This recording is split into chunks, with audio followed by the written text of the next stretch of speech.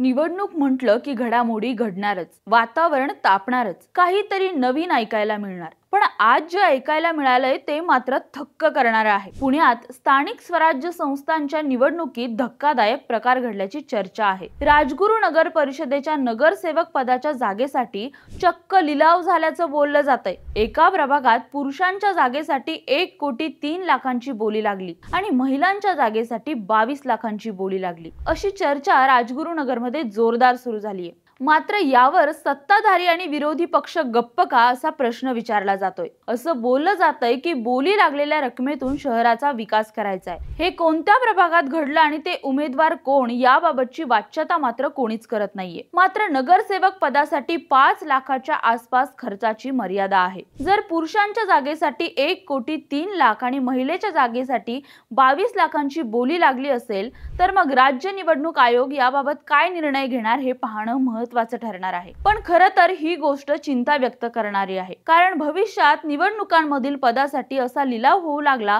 तर लोकशाहीला धोका निर्माण होऊ शकतो। यावर तुमचं काय मत आहे ते आम्हाला कमेंट करून नक्की कळवा।